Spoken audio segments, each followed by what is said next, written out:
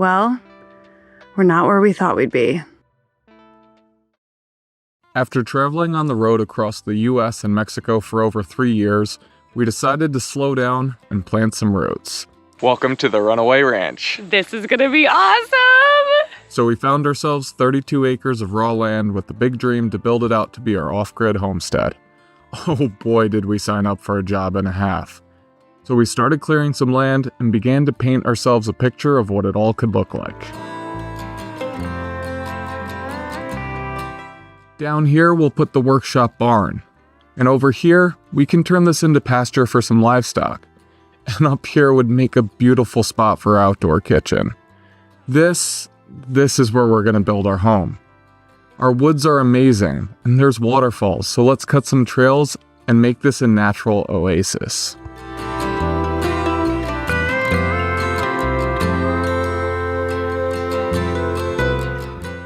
The excitement of us both having dreamer personalities.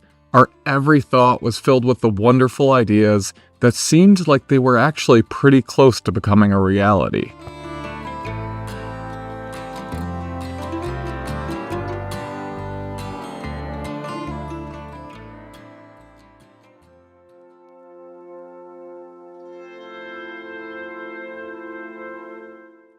And fast forward 10 months, and we're nowhere close to where we thought we'd be.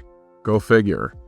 Now, this isn't to say that we expected to accomplish every dream we had in 10 months, but it was really a hard realization when winter came and we had hardly crossed anything off our list. And all the plans that we had to tackle for winter, who knows when we'll even get to those.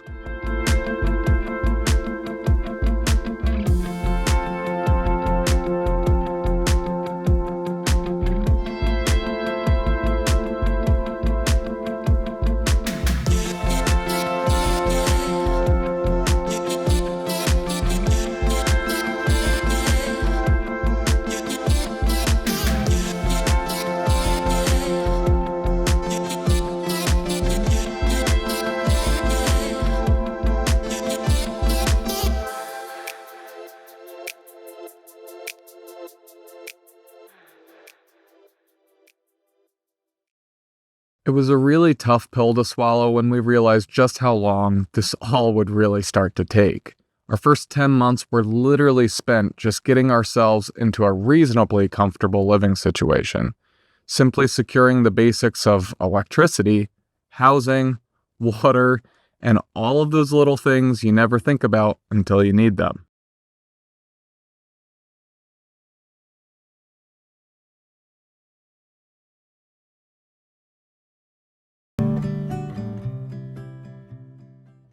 And this isn't to say that our progress so far hasn't been satisfying. Hell, just putting this video together was pretty cool seeing the older footage of where this all started.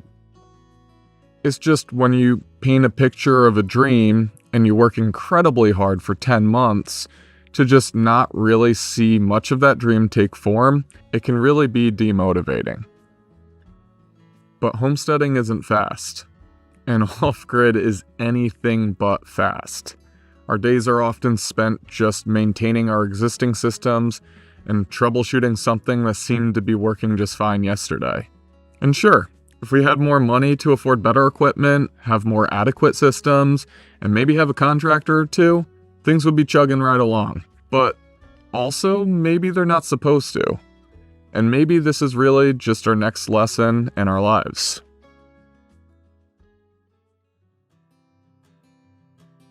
When we met 8 years ago, there was an exciting connection. We didn't realize it then, but it was almost like a mutual, finally, someone that can keep up with me. We are both a little obsessed with challenging ourselves through trying new things and fascinated by new change. This is often our greatest strength because it pushes us to take a leap that others hesitate to do, and it diversifies our experience and outlook on life. But this can also be our greatest downfall. Once we feel that we've had a good taste of that experience, we're asking ourselves, what's next?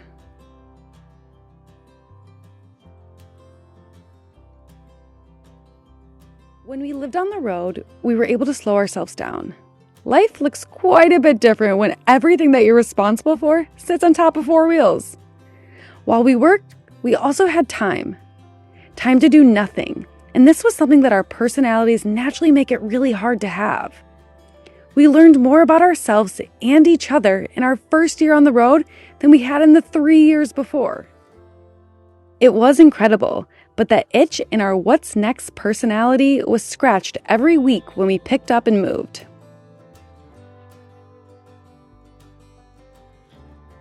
So to think that 10 months into being stationary with too much responsibility to leave makes us feel incredibly antsy makes total sense. If we didn't, we wouldn't be Matt and Cass. So while it looks like incredible progress from a 20-minute view once a week, it can feel stagnant when almost every hour of our day-to-day is spent working towards these dreams. We rarely leave the property, so progress feels slow, and the "we still need to do this" lists are plentiful. I ain't never felt a kind of love like this before. You took all the worries from my mind. Darling, please forgive me if I stare a little more. I can't look away from those brown eyes. And if we settle down, we don't have to settle down. Please don't be afraid of all the things that could go wrong. We can take our time and we may change our mind. But I can tell a good thing when a good thing comes along. So we'll take these feelings and consider them to be our next adventure. We'll challenge ourselves to find peacefulness in things not rapidly changing.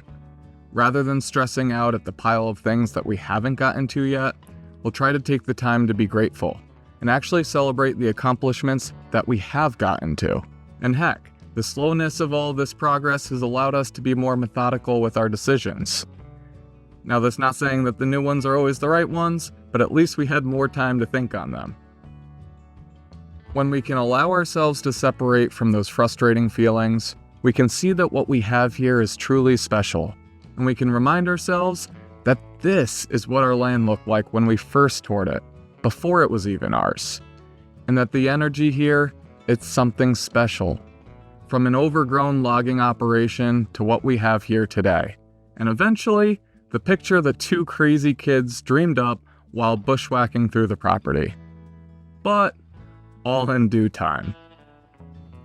Now, I'm gonna be honest, this is much easier said than done. It's something that you can really embrace one day, just to feel completely unsatisfied and overwhelmed the next. But what better way to seek personal growth than through something that's incredibly tough for you to achieve? And as we work through these emotions and continue to develop this dream, we'll remind ourselves of our self-coined slogan from our travels. We have nowhere to be, and all day to get there. Thanks for running away with us.